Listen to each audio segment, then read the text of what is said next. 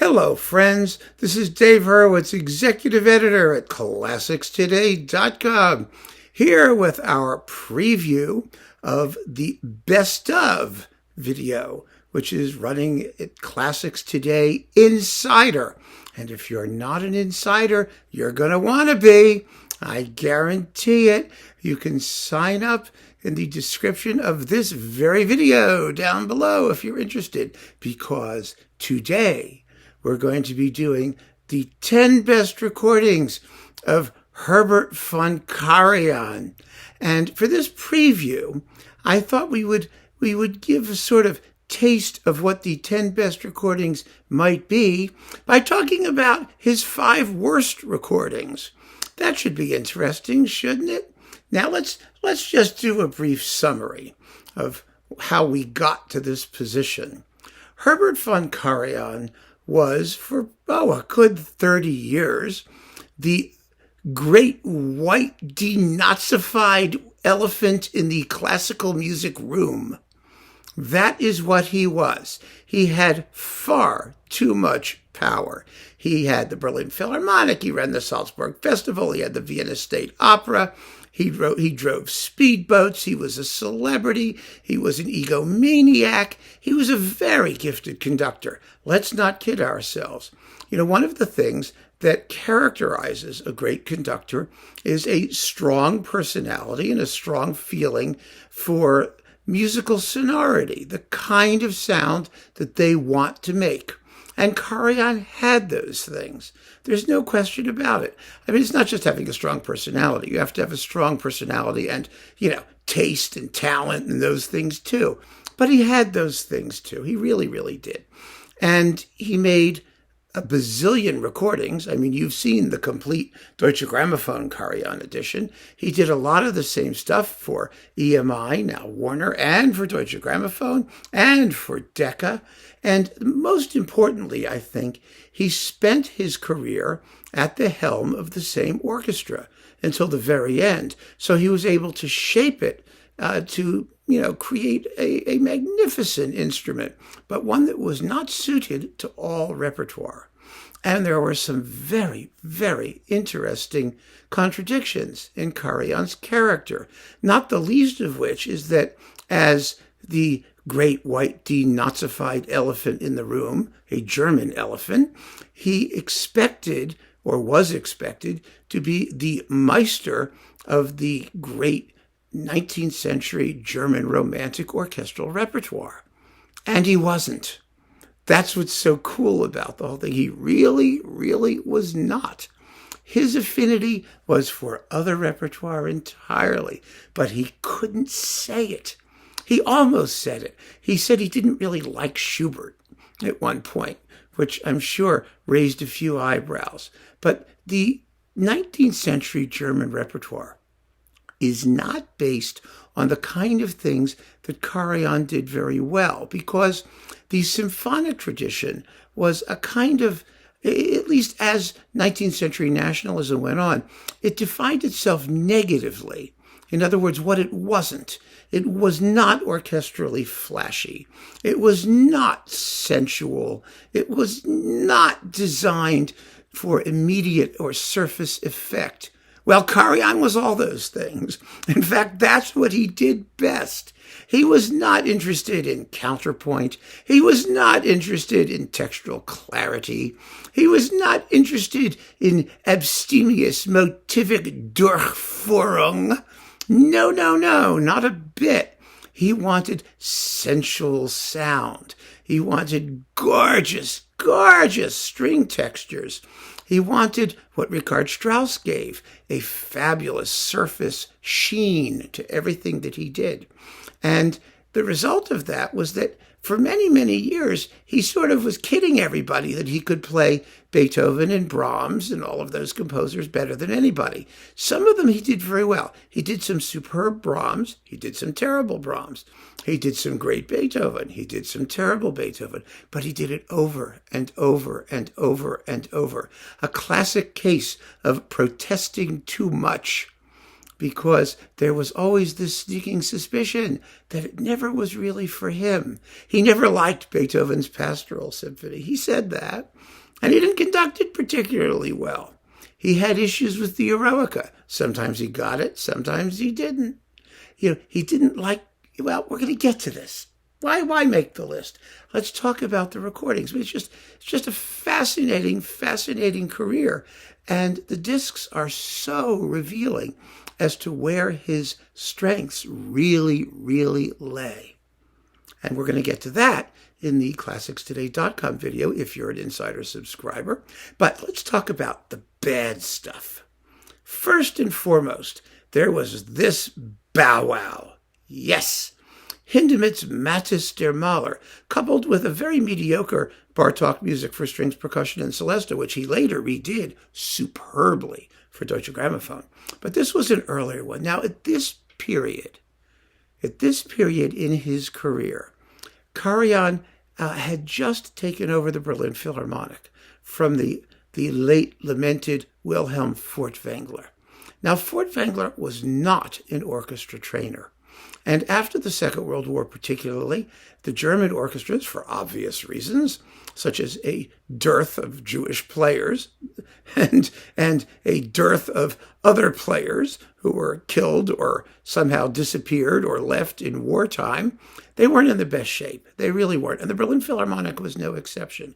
Karajan was to do miracles in creating the Karajan sound at the Berlin Philharmonic and turn it into one of the world's great ensembles. Prior to that, it was an on-again, off-again thing. And Furtwängler was the last guy to train an orchestra to the highest standards of executional perfection. That's one of the reasons they wanted Karajan, because that was something he could do. Now, Karajan and Furtwängler detested each other. I mean, Furtwängler hated Karajan.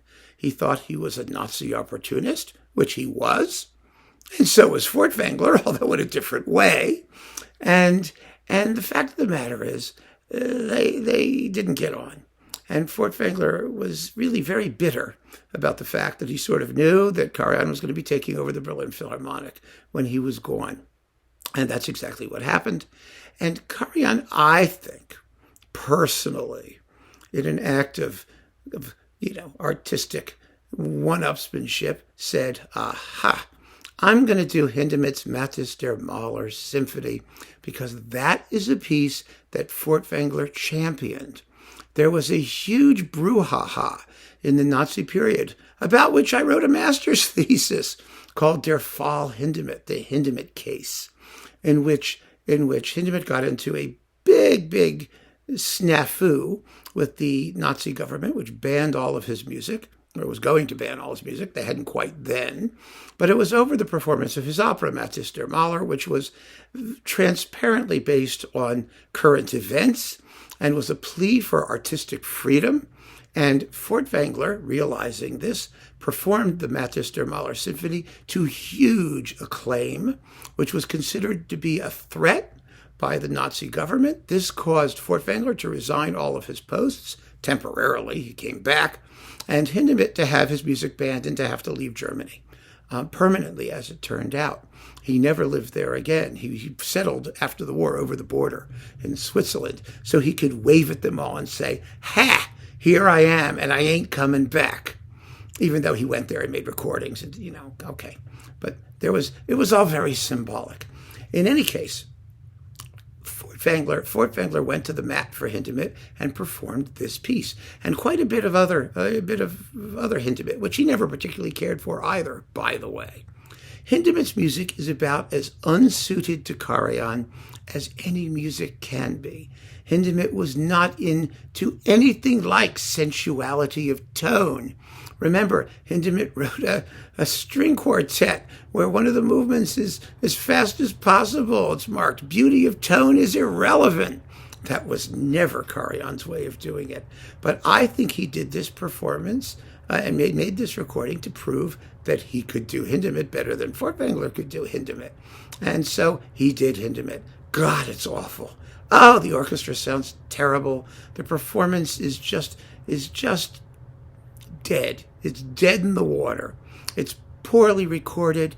It's strange just how unidiomatic Karajan manages to get Hindemith to sound. Hindemith is all linearity, all counterpoint, and there are fugatos everywhere, and it's even the middle movement, the entombment of Christ, is so austere, and Karajan is fighting it every step of the way. It really is kind of amazing.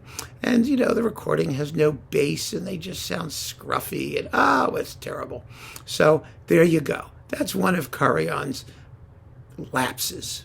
And it's something he never should have done, but I understand why he did it. And this is another one of those, this could be part of, Bitch Fest 2022, the world's most overrated recordings, because everybody's always said it's such a wonderful performance of Magister Mahler.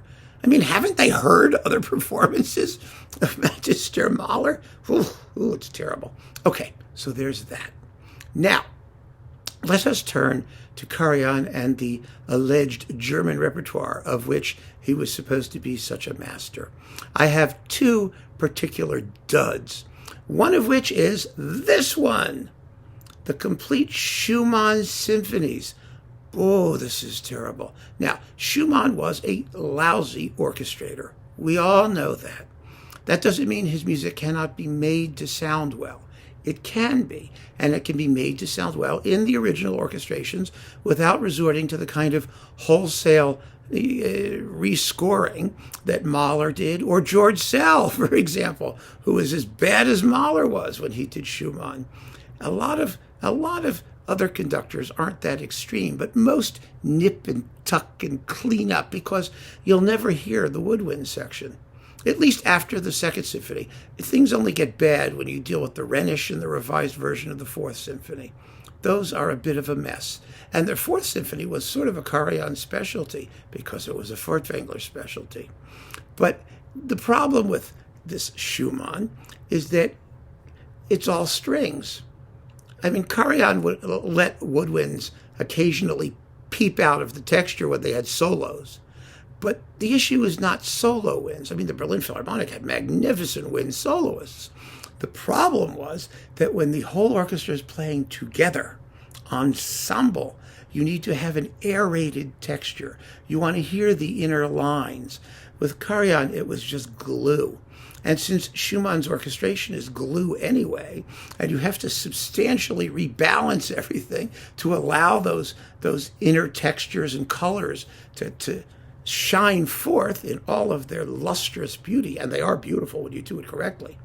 The problem with Schumann was that he was such a crappy conductor that he tried to double everything to make it safe, and so you have to balance it in such a way that you get to hear the mixtures of timbres in the scoring. Well, Karajan wasn't going to do that. He was like, strings, more strings. I want more strings. Oh, this Schumann symphony is terrible. These symphonies are terrible. And with that sort of thick, glutinous, slick, greasy string timbre, he also wanted exceptional legato phrasing all the time. All the notes connected in big, long, gluey, ropey chains. And what that meant was that you were never going to have rhythm. There was never going to be any air between the notes. Everything was going to be instead of chung, chung, chung, chung, chung, And Schumann was really a wonderful rhythmic composer in many respects. He was always interested in contrast between duple and triple meters and things like that. And I mean, the very opening of the Renner Symphony, which is in 3, is written, I mean, the actual tune is in 4. Bum, bum, bum, ba-da, da, dum, ba-da, dum, da, da, da, 2, 3, 1, 2, 3, 1, 2, 3, 1, 2. You see, it's a bum, bum, bum, ba-dum, bum. He's writing rhythms that cut across the actual meter of the music, and that gives the music tremendous tension and motive force, and it should surge. Well, there's no surging going on here. So that's another terrible, terrible Karajan recording. And then after that, there's this sucker. Ugh. the Brahms German Requiem. This is his 1964 Deutsche Grammophon recording, and he recorded this thing 3 or 4 times. That's what's so fascinating about it. He never really understood how bad he was at it. He really didn't. But this is the worst. This is just treacle. It's terrible. Karajan was particularly bad as a conductor of sacred music. Now, there are exceptions. There are always exceptions, but basically. And the reason is because, first of all, he hated the chorus because he could not control it the way he could control the orchestra. And he always disliked having to give prominence to the chorus as opposed to what he could do with his orchestra, because the orchestra was making his sound and the chorus was making their sound. And it was a whole different thing. But also the tempi are just droopy. And even where they're not ridiculously slow, they sound slower than they are because of that thick, homogenized legato sonority that he preferred all the time with endlessly muted rhythm. It was really, really awful. Also, Karajan had a very sort of superficial view of spirituality. You know, he was a Buddhist, he was this, he was that. He made a big deal about his transcendental meditation and other sort of spiritual things in which he indulged. But when he conducted, whether you're doing, music that's supposed to be spiritual or not spiritual, most music, especially vocal music, is about human feeling. It's about expressiveness. And the Brahms German Requiem, particularly, has not a shred of spirituality in it. Brahms, I know, don't argue with me on this. Grant me this point, please. Brahms said at one point he wanted to call it a human requiem. Why? Because it's not about faith, and it's not about God, and it's not about the afterlife. It's about consolation. It's about giving comfort to people in distress. Therefore, it's about healing. It's a human expression of feeling. And the best performances, like Blomstedt, like Klemperer, they have that simplicity and directness of song, of reaching straight for your feelings based on the very, very moving biblical texts that Brahms selected. And Karajan really was not into that. His idea of spirituality was glacial tranquility and calm and everything smoothed over and no ripples. It happened to suit his preferences for orchestral sonority. Now, don't get me wrong, Karajan could go wild when he wanted to. He could be raw and vicious and crazy when he wanted to, but when he saw sacred music, all of his sort of, spiritual inhibitions kicked in, and the result was just terrible, as in this German Requiem. So that basically covers Karajan and the German repertoire and choral music, things where he had definite weaknesses. But then we need to talk about stuff that was sort of outside of that Fach, things that he came to later in life, some of which were wonderful and some of which were not. He's like anybody else. He had his good days and his bad days. One of the things he liked to do, he was a big proponent of digital recording technology. He had his own mixing board, and as he got older, he got deafer and he couldn't hear high frequencies, and he mixed everything to make it as ugly and screechy as possible. And so the Karajan Gold Edition eventually came out where they remixed everything after he died to try and make it sound tolerable. Some of his digital recordings, the early ones, were just unbearable. Absolutely unbearable. None more so than this monstrosity. Wham! Yes, the Saint-Saëns Organ Symphony, in which the Berlin Philharmonic multi-mic'd to the hilt and playing the piece at about a third less the speed that it ought to go, was mixed in with the organ at the Cathedral of Notre Dame, which was probably destroyed in the fire, and that's probably the only good thing to come out of the fire, because that was one terrible sounding organ. Oh my God. I mean, it sounded like a 747 revving up to take off. I mean, those pipes were designed by Pratt and Whitney. I'm not kidding. I mean, my God, what a sound.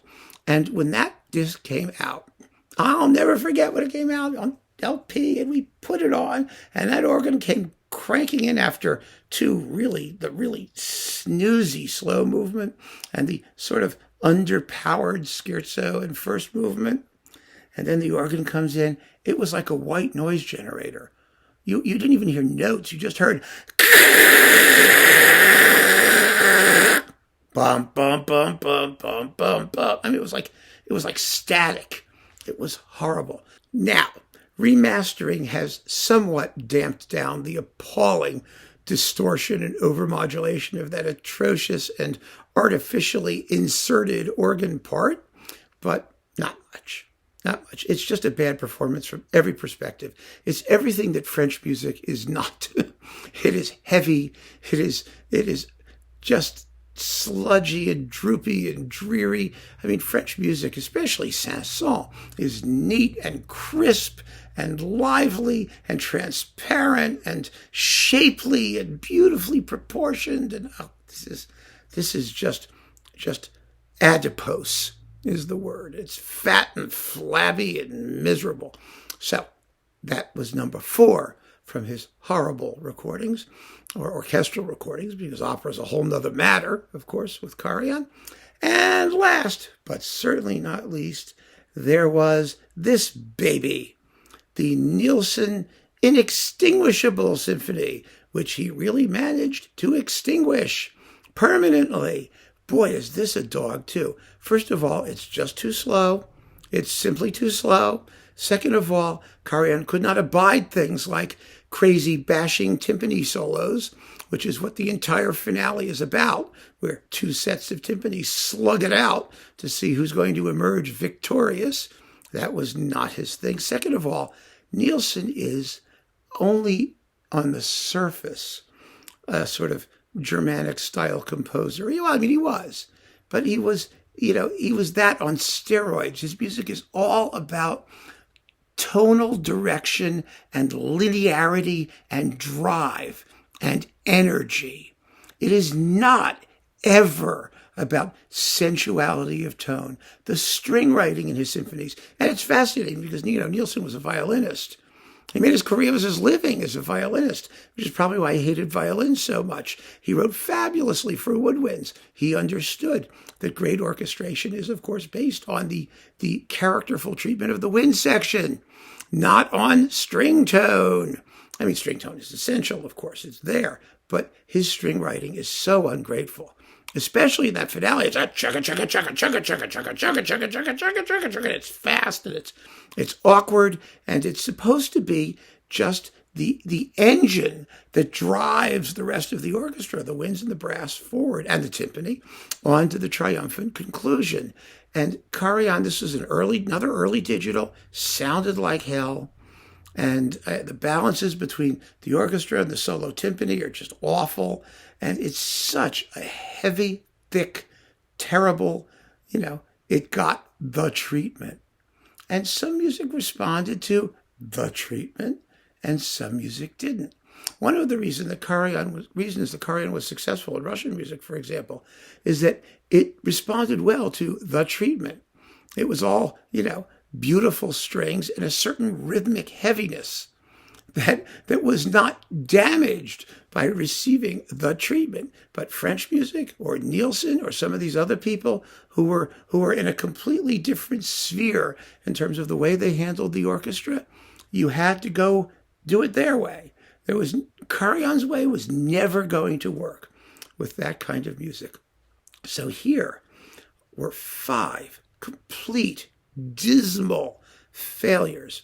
And Karajan, of course, was always a little condescending about this. When he did a Nielsen symphony, it was, I am deigning to do the symphony by this pathetic little satellite of Germany composer, Carl Nielsen. And it was there was something so offensive about it, because there were great Nielsen conductors out there and wonderful performances of this symphony. So what did he have to bring to the table? He only was able to bring to the table the same thing he brought to every other table. He was not interested in exploring the composer as a co-equal on his own terms. And so it was a little bit too late by the time Karajan got to some of these late digital things.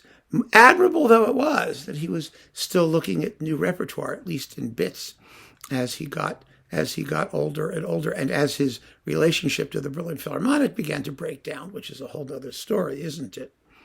But anyway, I wanted you to hear these because I think sometimes you can define someone negatively.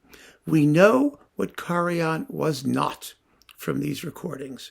And if you're a Classics Today insider and you've signed up, you can whiz on over to classicstoday.com and find out what Karajan was, his sterling qualities as a conductor, and the pieces which also responded well to the treatment. So keep on listening, folks. Thanks so much for joining me. Take care.